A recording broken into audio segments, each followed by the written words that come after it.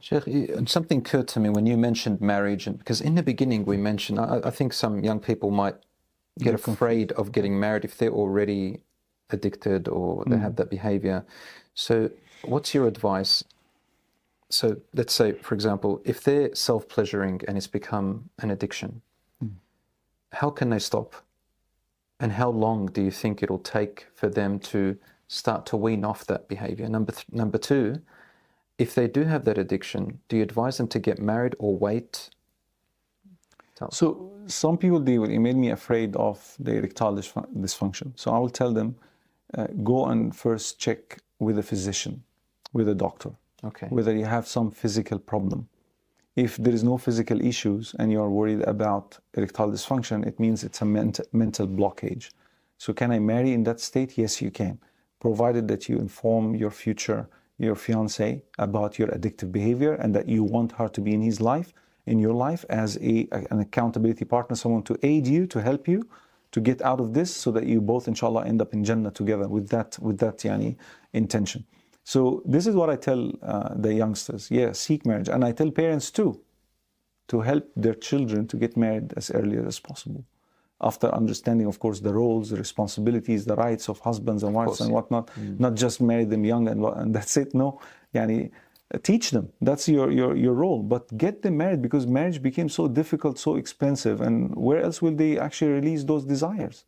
That's why zina has become prevalent among our society as well, because there is no any other avenue to release their desires. So, so I tell those young people, yes, check yourself physically first, see if there is anything that has damage as a result of self-pleasuring and those imagery and so on. If everything is fine, alhamdulillah, yes, seek a righteous spouse. And the best part to start is to tell your future wife that you have an addiction, so that you can see if she's willing to continue or not, because she has a right to know. In my opinion, if you lied to her, if you didn't actually convey to her the fact that this can impact your marriage life later on, then I think by Sharia you can be questioned. Why you didn't tell her that she has a right to continue with you as you are, or to say, no, I can't. So give her that option. And in most cases that I interacted with, Sheikhna, all the sisters were ready to fight that case. SubhanAllah. Ready to assist. Wallahi, Sheikh, the majority. Some say no. Also, after marriage, if the wife discovered or find out that her husband is addicted, 90% of the time the sisters will forgive and let go and fight that plague with her husband. Majority. I found the same responses also in trying to help others. Is there a time limit? Let's say somebody is addicted to this.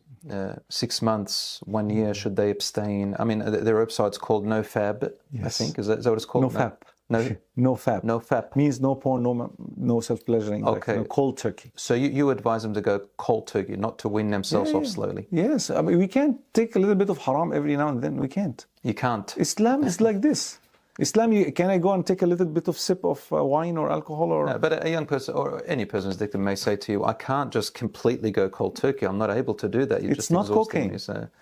We said it's addictions varies. So it's not cocaine. If you go to a rehabilitation center asking them, you say, I'm porn addict and I need to be handcuffed in the bed, they say, go play in the streets. Yeah. No, don't bother us. So you can go cold turkey. It will bother you. There are withdrawal symptoms. You will feel even sometimes pain in your stomach. So there'll be relapses. Yeah. There will be relapses. Relapses are expected.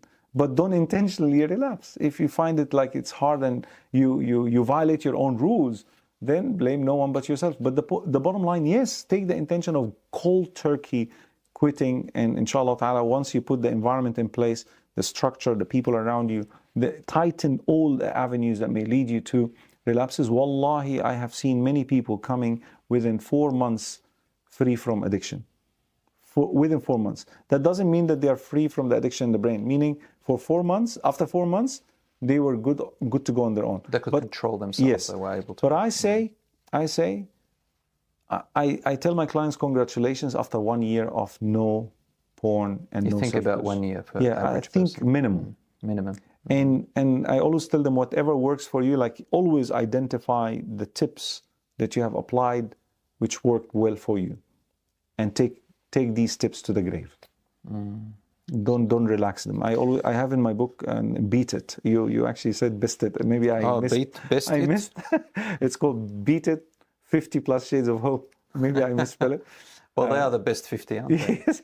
So beat it, right? So I mentioned, I warn people from the little bit trap. Yeah. The little bit means, khalas, I'm now 3 months sober.